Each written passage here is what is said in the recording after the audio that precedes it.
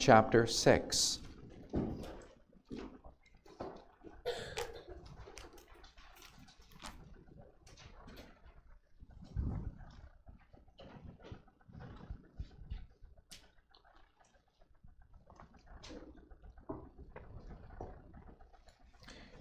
John chapter 6, I will be reading from verses 22 through 59. This morning we will meditate on verses 49 through 59, which will conclude Jesus' discourse with the Jews regarding his claim to be the bread of life.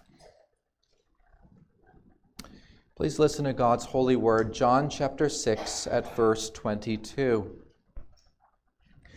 On the next day, the crowd that remained on the other side of the sea saw that there had been only one boat there, and that Jesus had not entered the boat with his disciples, but that his disciples had gone away alone.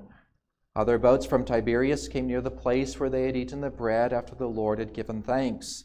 So when the crowd saw that Jesus was not there, nor his disciples, they themselves got into the boats and went to Capernaum, seeking Jesus. When they found him on the other side of the sea, they said to him, "Rabbi, when did you come here?" Jesus answered them, "Truly, truly, I say to you, you are seeking me, not because you saw signs, but because you ate your fill of the loaves. Do not labor for the food that perishes, but for the food that endures to eternal life, which the Son of Man will give to you. For on him God the Father has set his seal." Then they said to him, "What must we do to be doing the works of God?" Jesus answered them, "This is the work of God, that you believe in him whom he has sent." So they said to him, "Then what sign do you do that we may see and believe you? What work do you perform? Our fathers ate the manna in the wilderness, as it is written, he gave them bread from heaven to eat." Jesus then said to them, "Truly, truly, I say to you, it was not Moses who gave you the bread from heaven, but my Father gives you the true bread from heaven. For the bread of God is he who comes down from the world and gives life to the world." They said to him, "Sir, give us this bread always." Jesus said to them, "I am the bread of life. Whoever comes to me shall not hunger, and whoever believes in me shall never thirst. But I said to you that you have seen me and yet do not believe. All that the Father gives me will come to me, and whoever comes to me I will never cast out. For I have come down from heaven not to do my own will, but the will of him who sent me. And this is the will of him who sent me, that I should lose nothing of all that he has given me, but raise it up on the last day. For this is the will of my Father, that everyone who looks on the Son and believes in him should have eternal life, and I will raise him up on the last day." So the Jews grumbled about him, because he said, "I am the bread that came down from heaven." They said, "Is not this Jesus, the son of Joseph, whose father and mother we know? How does he now say, 'I have come down from heaven'?" Jesus answered them, "Do not grumble among yourselves. No one can come to me unless the Father who sent me draws him, and I will raise him up on the last day. It is written in the prophets, and they will all be taught by God. Everyone who has heard and learned from the Father comes to me. Not that anyone has seen the Father, except he who is from God. He has seen the Father. Truly, truly, I say to you, whoever believes has eternal life. I am the bread of life. Your fathers ate the manna in the wilderness, and they died. This is the bread that comes down from heaven, so that one may eat of it and not die. I am the living bread that came down from heaven. If anyone eats of this bread, he will live forever. And the bread that I will give for the life of the world is my flesh." Then the Jews disputed among themselves, saying, "How can this man give us his flesh to eat?" So Jesus said to them, "Truly, truly, I say to you, unless you eat the flesh of the Son of Man and drink his blood, you have no life in you. Whoever feeds on my flesh and drinks my blood has eternal life, and I will raise him up on the last day. For my flesh is true food, and my blood is true drink. Whoever feeds on my flesh and drinks my blood abides in me, and I in him. As the living Father sent me, and I live because of the Father, So whoever feeds on me, he also will live because of me. This is the bread that came down from heaven, not like the bread the fathers ate and died. Whoever feeds on this bread will live forever." Jesus said these things in the synagogue as he taught at Capernaum. This is God's holy word. Let's pray that God will bless it to our hearts.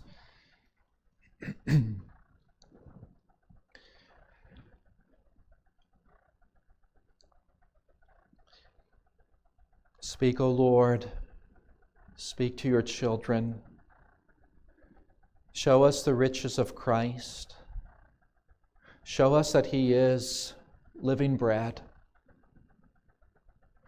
Show us what it means. Tell us what it means. Help us to understand what it means to eat his flesh and to drink his blood, that we may have eternal life, life with Christ, true life, that we might abide in him and he might abide in us. Father, we wish to see and to know Jesus Christ through the eyes of faith, through the Word of God. Bless your word to us. We ask in Jesus' name. Amen.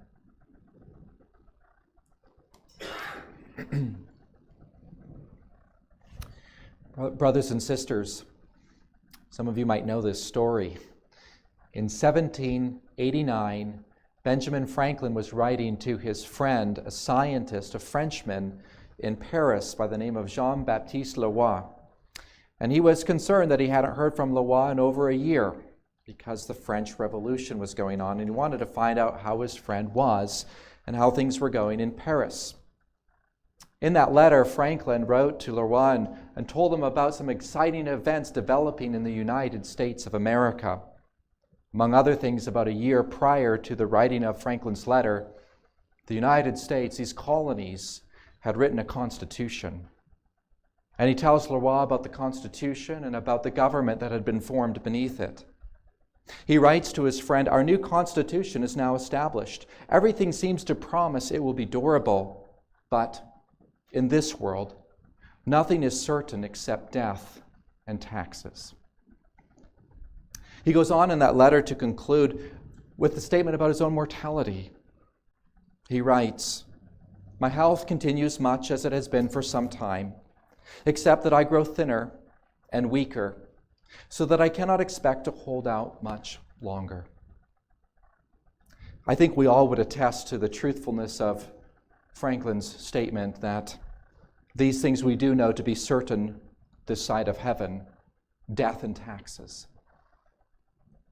We might also know, maybe a little bit more personally, the dear words of a favorite hymn that we often sing, around funerals particularly, "Abide with me.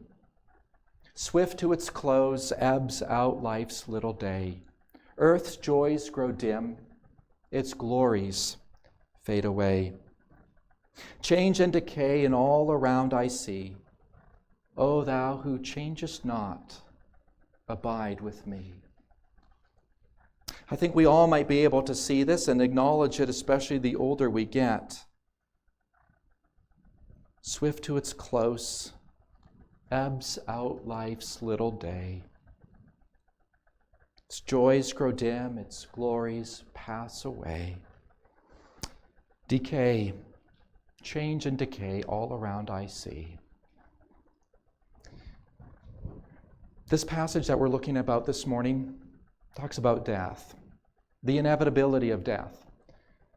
But it also talks about the one who has defeated death through his death. It's also a chapter that speaks about life. I was intrigued to just do a concordance study about the word life as it is found in the Gospel of John. And I was not surprised because I had read this text and the word life just kept popping out at me. I discovered that in the book of John, the word life is used 47 times, 12 times in chapter 6. It's like 9 times, I believe it was, in chapter 5. Chapter 5 and chapter 6 are like Jesus' thesis statement for the Gospel of John.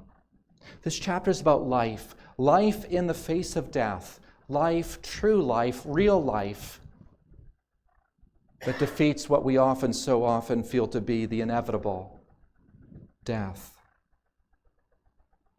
At the conclusion of this bread of life discourse, Jesus talks about his life, which he gives for those who are spiritually dead, so that they might live and never die.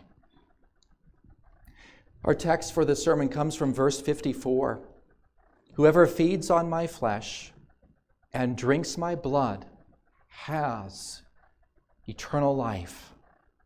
Now, you read this, as I've read this, and we understand that this conclusion to this conversation is very deep. It's profound.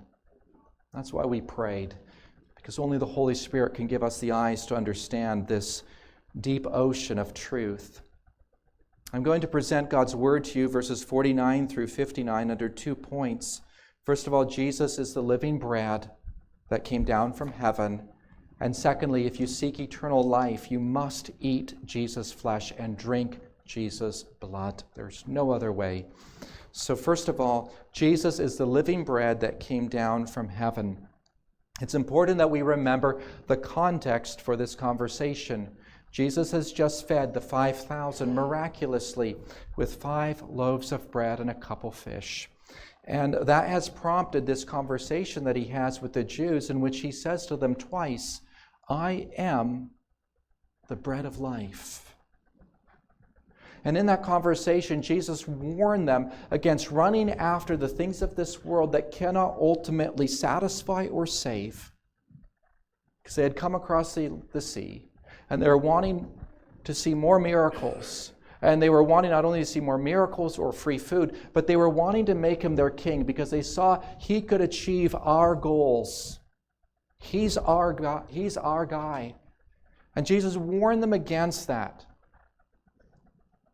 trying to shore up the walls of their lives with their own man-made solutions.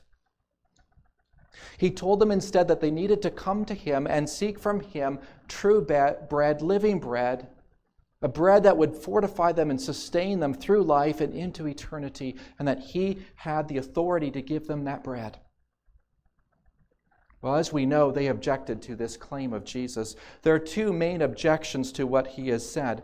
The first objection is to the claim that he had come down from heaven. They said, well, that's not possible because we know who you are. We know where you came from. And we've already dealt with that and seen Jesus' answer to that objection. But the second objection is to his claim that he is personally and uniquely, and we would say exclusively, bread of life, living bread. Bread that if you ate it, you would not die. And so that's the objection that we deal with in the conclusion of this discourse. Now, at first, when Jesus said to them that he was the bread of life, it's safe to say that they assumed that all he meant by this was that he had the authority to give life.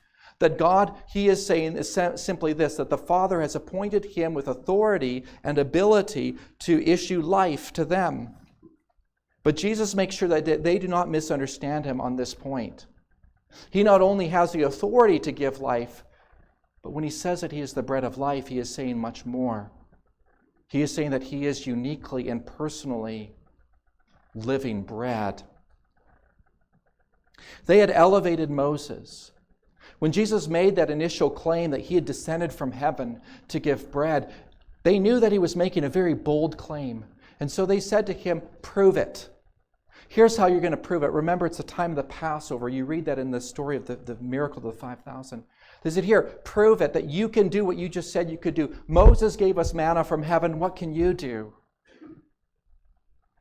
Well, as we enter into our text this morning, you see that Jesus debunks that. As highly as they esteemed Moses and the gift of manna that he brought, Jesus says in verse 49 that the fathers ate manna in the wilderness and yet they died. He takes Moses down from that pedestal to which they had put him up as a standard by which they might compare Christ. And he says, you need to understand that the bread that Moses acquired for you was insufficient. In your mind's eye, just view the wilderness wandering for 40 years and you'll see these round mounds of dirt scattering the landscape like dots on a map. All the graves that they left behind. Jesus asserts that He is, in verse 50, bread that comes down from heaven. He is another bread, a different bread, the ultimate bread. That whoever eats of this bread will not die. Now, at first, all they're understanding by that is Jesus saying that this bread is some wonderful elixir that if they eat it or drink, that they're not going to die physically. But we know that's not what Jesus means, because later on in the text, He's going to speak about raising them up on the last day. So obviously, when Jesus says in verse 50 that one may eat of it and not die, He's not speaking about a bread that prevents physical death. What He intends to mean here, as we will see it develop, is that whoever eats of this bread is not going to die for their sins. They're not going to die for their guilt. They're not going to be condemned by God. Jesus affirms in verse 51 that He is the living bread that came down from heaven. Previously, He said 2 times that He was the bread of life. I am the bread of life. And life there is a noun defining bread. But now He uses a verb. I am the bread that lives. The bread that is a living, life-giving bread. If anyone eats of this bread, he will live forever. Manna was insufficient. And we know, particularly in terms of this analogy, how insufficient the manna was, because the generation that died in the wilderness specifically died in their sins and their willful rebellion against God. But Jesus here gives a promise that His life-giving bread is way more fortifying than manna. Whoever eats of that bread will live forever. And He now, for the first time in this conversation, it's like He pulls back the curtain so that there would be no doubt as to what He is speaking about. That He's not merely speaking in symbolic terms, but He's speaking very literally. He says, I not only give bread, He says at the end of 51, my flesh is the bread I've been talking about. My body is this living bread that has descended from heaven. And He says here that He will give this bread, which is His flesh, for the life of the world. Now that word "for" is important because it's the language used in sacrifices. A lamb was given for the sins of the people.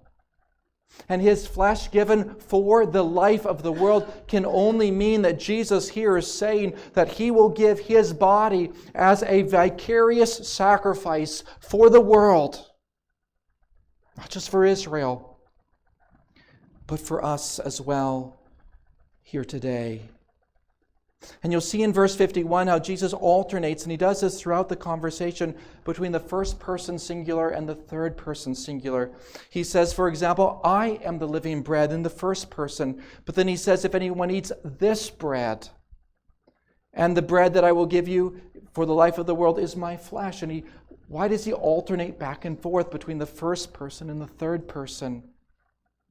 It's because He wants them to see, and you and me as well, that He doesn't just merely give us Himself as the one who issues life, but that He lays down His flesh. As the Passover lamb would in a few short days be laid upon the altar, He will lay down His body and submit it as a sacrifice for atonement for the sins of the world. Recalling what John the Baptist said when John introduced Him, behold the Lamb of God who takes away the sin of the world.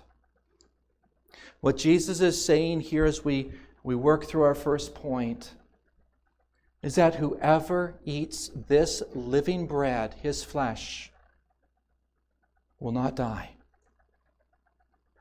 He will live forever. Well, that's some complicated truth, isn't it? That's something very deep. And the Jews respond with an argument. Verse 52. They disputed among themselves. You see in verse 41, initially to the claim that he had descended from heaven, they start grumbling and murmuring among themselves as the Jews would do. But that grumbling and murmuring developed in verse 52 into outright arguments. Not toward him, it's still among themselves, but you see the intensity and the quarreling. And they are much like Nicodemus at the beginning of this book, when Jesus said that, Nicodemus, if you want to be saved, you need to be born again. And he can only think in purely physical lines. He's like, how in the world is that possible? I can't re-enter my mom's womb. And these men, the Jews, are thinking just like Nicodemus. How can we eat his flesh? What's he going to do? Cut off his arm and roast it or something? And you see that in verse 52, how can this man give us his flesh to eat? And they dismiss him. Let's find Jesus' answer in our second point. Jesus is the living bread that descended from heaven, the bread that surpasses that of manna, and he is one greater than Moses. But now, to conclude, and this is where we're going to develop this, Jesus reinforces what he has said about his body being bread, his flesh being bread. If you seek eternal life, you must eat Jesus' flesh, and you must drink Jesus' blood. The Jews disputed, how can this man give us his flesh to eat? We can say from the start that eating his flesh and drinking his blood is a metaphor for believing. If I could say, I am a cheetah, I run like a cheetah, that's a metaphor. That would mean that I can run very fast, which is not at all true. But there's a metaphor, there's a picture. You got that, right? So here's a metaphor. Believing in Jesus is in some way like eating and drinking Jesus. And you see that this is the connection. Verse 29 will show us where Jesus says, this is the work that you must do, that you believe in him whom he has sent. Repeated in verse 47, whoever believes has eternal life. So we know that that's the connection here, that eating and drinking Jesus is what it means to believe in him.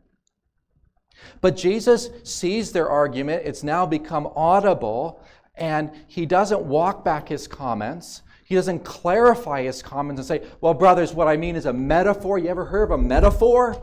What we're talking about is what it means to believe in me. He doesn't do that. Instead, he presses it on, because this metaphor is critical to their understanding and ours of what exactly it means to appropriate Christ through true faith. So this is very significant. And so in response to their argument, Jesus comes now with his fourth truly, truly statement. Amen, amen, as it is in the Greek. It's his way of italicizing, bold-facing, and underlining his comment. They're like, we can't eat his flesh. And Jesus says, listen to me. That's like the truly, truly. Listen to me. Unless you eat the flesh and drink the blood of the Son of Man, you have no life in you. But if you eat and drink the flesh and blood of the Son of Man, you will have eternal life, and I will raise you up on the last day. Verses 53 here and 54 are the key upon which this whole passage hinges. And you see that it's the same thing said first negatively, unless you eat the flesh of the Son of Man and drink his blood, you have no life in you. And then positively, whoever feeds on my flesh and drinks my blood has eternal life, and I will raise him up on the last day. Negatively, he says it as a warning to us. If you do not eat Christ's flesh and drink his blood, you have no life in you. But positively now is a promise. But if you do eat his flesh and drink his blood, You have even now eternal life. And Christ promises that he will raise you up on the last day. Notice the warning, it is a categorical statement. Unless you eat. Life is found in no other way and received from no other person than Christ. See how this conversation, they're going to respond to this at the end of the text with rejection. And from here on out, they plot his death because they understand the exclusivity of his claims. There is only one way to Yahweh, and only one way to Yahweh's paradise. And that's through me, through eating my flesh and drinking my blood.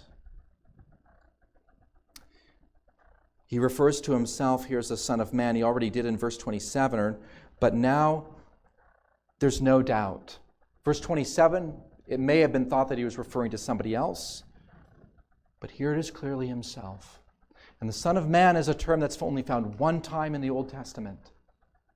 And it refers to Yahweh's designated servant, the servant of the Lord.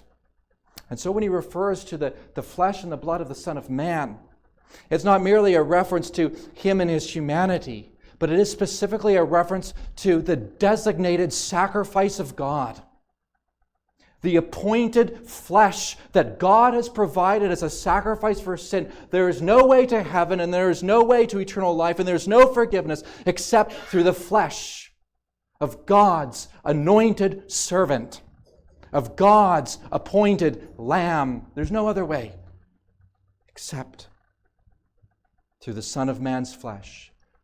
It speaks to the transcendent quality of his flesh. It's not mere flesh or only flesh. It is holy flesh. It is righteous, sinless flesh. Human, as human as ours, but perfect. Here in the Son of Man is at last the ultimate, spotless, blameless Lamb of God. He must eat his flesh. Jesus' metaphor, referring to himself as a bread or a drink that can be eaten and drank, gets to the heart of his identity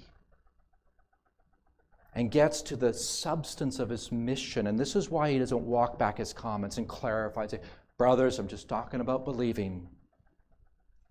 No, these comments are integral to you and for you and me to understand who Christ is and what was his mission. Eating presupposes killing. Drinking presupposes shedding his blood. To eat his flesh and to drink his blood means that he, as a victim, has been killed. He speaks to his deepest self-surrendering, of him giving himself up, as we already stated, as a lamb to be offered on the altar.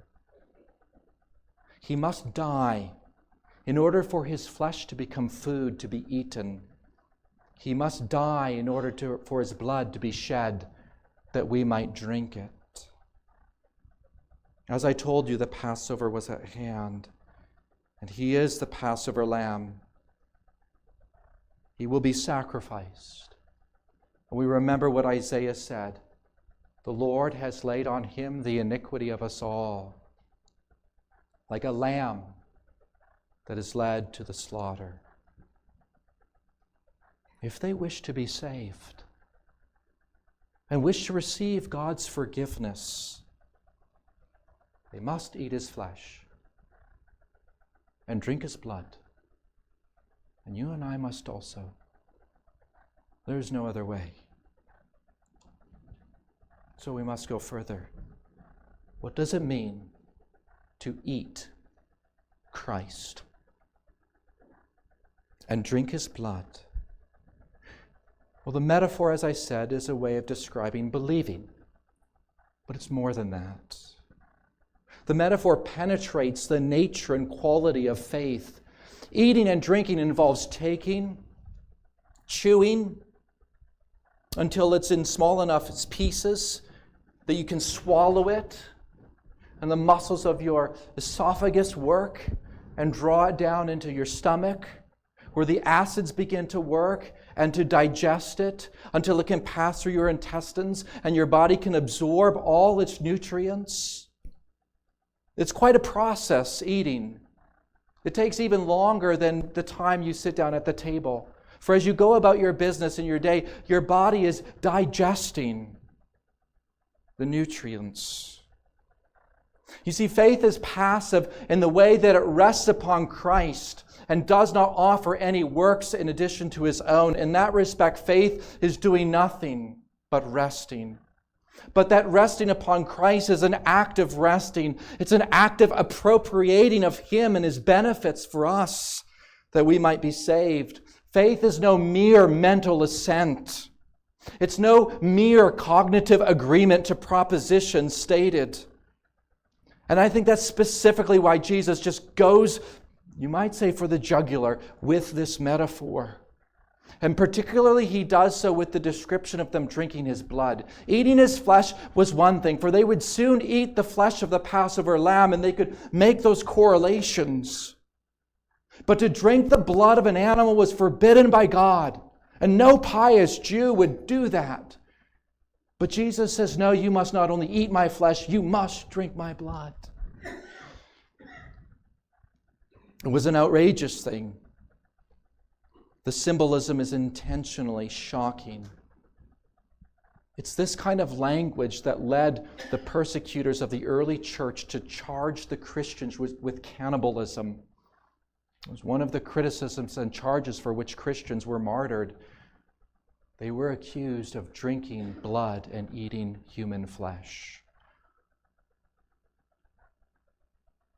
The idea then of drinking His blood and eating His flesh would indicate that no lip service suffices for true faith.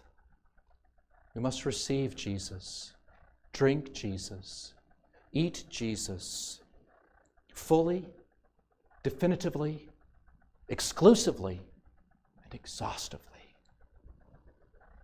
True faith is a spiritual appropriation of Jesus Christ that is described as if you were eating Him or drinking Him.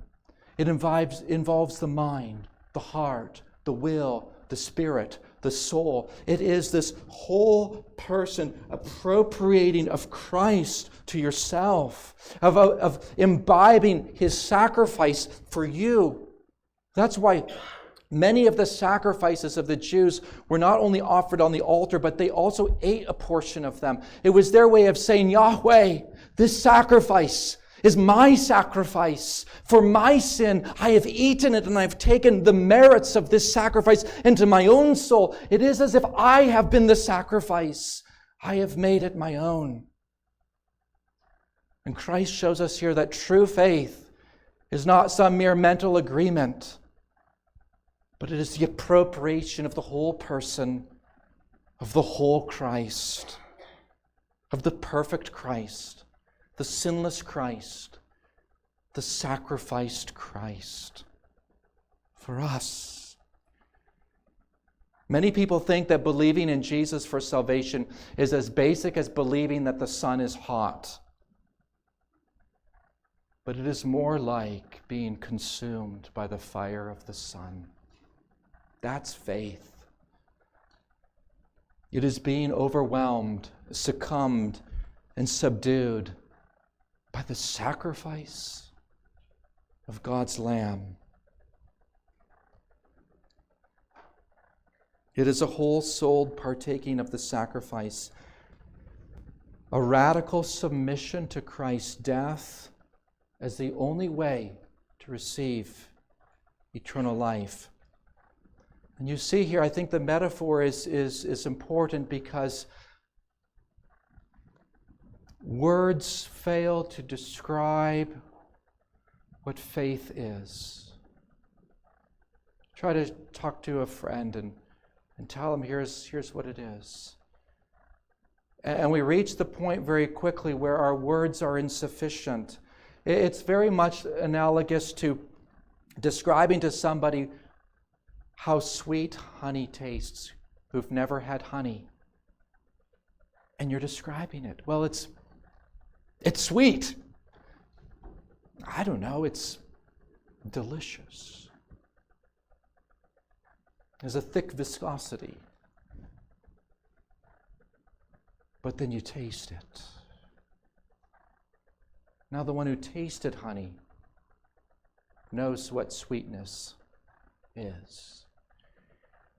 And the one who has eaten and drank Christ's flesh and blood knows by the experience of faith what it is to surrender to his sacrifice, to imbibe his flesh and blood as atonement for your sin.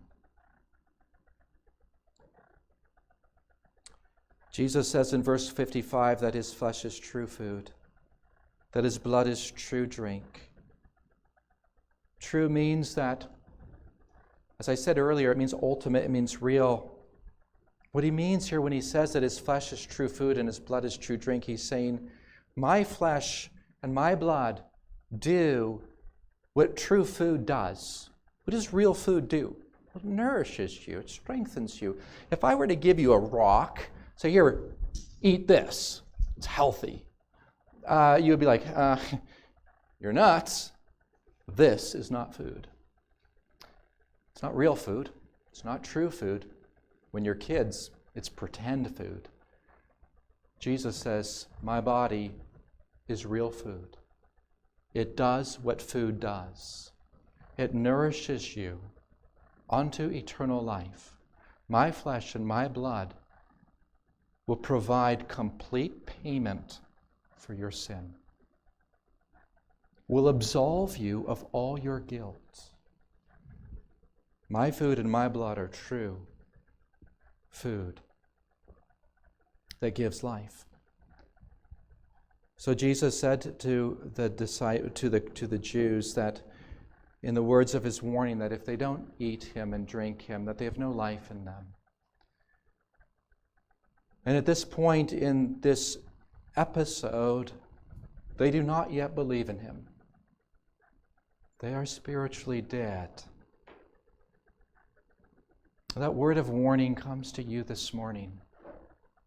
If you have not yet eaten Jesus' crucified flesh, and if you have not drank his shed blood, you are spiritually dead. You're alive, you're here, you have a pulse, you have spiritual thoughts.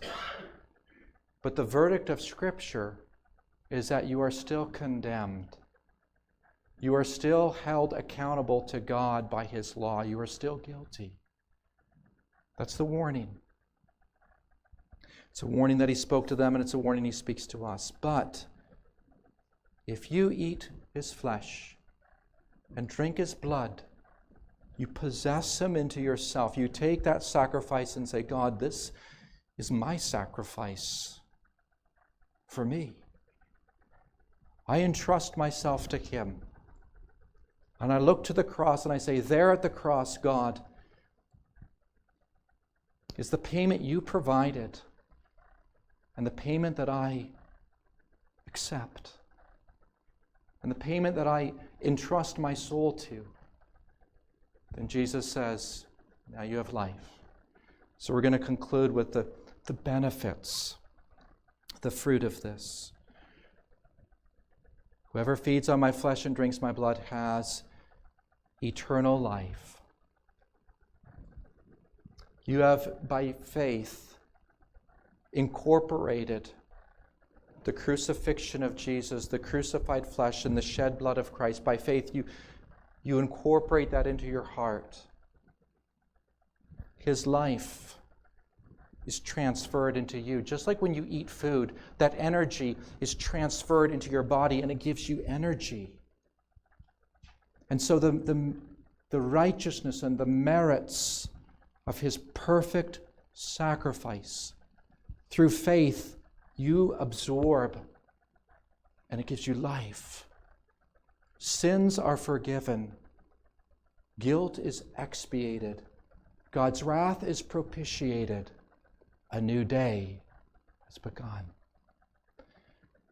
If you eat his flesh and drink his blood, you have eternal life, which means forgiveness of all your sins, possession of his righteousness, salvation. Furthermore, for the fourth time, Jesus says, if you eat my flesh and drink my blood, I will raise you up on the last day. And that's glorious truth. You know why? Because he has just been talking about death, and he's been saying that there's no way he could give us life unless he dies. But now he's talking about raising us up. How can he raise us up unless he has first been raised? He's saying here that he has living bread, his flesh, that will itself not disintegrate in the grave, but will be resurrected in newness of vital life.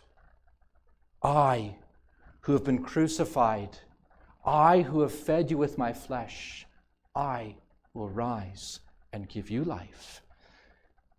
And it shows us that if he raises us up on the last day, it can only mean one thing, that his death has defeated our death. That his blood has broken the bars of hell. That his blood has given us the seal of adoption as the children of God. You see the significance of this? He is a living bread. And if you eat his flesh, he says, my death has defeated your death. See, that's the whole point of this metaphor. When you eat Christ and you drink Christ, you are saying in your soul as you believe in him, O Christ, your death is my death. Your payment for sin was my payment for sin. And your life is my life. Paul will speak this way, I have been crucified with Christ. If then you have been raised with Christ, by eating the sacrifice, you identify with it.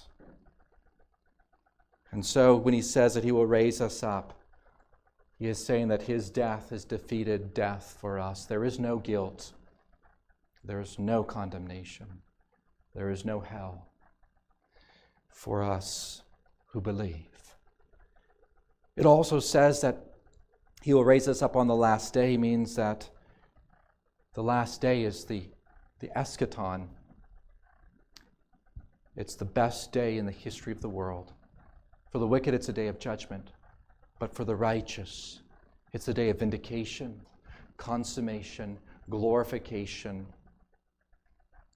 It's the final day, the day of the Lord. And when he raises us up on that last day, we will enter into the kingdom of God in its zenith and its unfading glory, world without end. Whoever feeds on Christ possesses eternal life now and will be raised because he has defeated death and enter into his glorious, undiminished kingdom.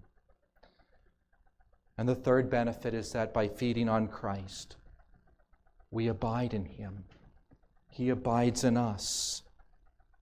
Verse 56, whoever feeds on my flesh and drinks my blood abides in me, and I in him. Now he's going to develop this exhaustively in chapter 15, but he touches on it here to say that when you partake of that sacrifice, you take that nourishment into your soul. When you believe in Jesus, you not only receive initially as your first benefit forgiveness from sin and clothing of his righteousness, but as eating and drinking are daily activities, so as you eat and drink Christ daily, believing in him, you receive the daily, hourly, minute-by-minute assurances of the forgiveness of your sins, of clothing in his righteousness, of his strength being made perfect in your weakness, of his wisdom shining forth in your foolishness, of his righteousness made glorious in our wickedness, of his mercy beautified in our misery. For as we daily and through the course of our life entrust our hearts to him, we receive the continued benefits of his sacrifice for us. And so we live as we abide in him. He lives because the Father lives. We live because he lives. His life in us.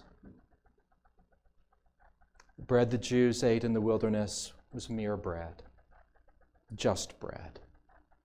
Their fathers ate it, and they died. But whoever feeds on the living bread will never die for his guilt, for his sin. He will live with Christ. He will live now, possessing eternal life, but he will live forever in Christ, through Christ, and with Christ. Whoever feeds on my flesh and drinks my blood has eternal life, and I will raise him up on the last day. Amen.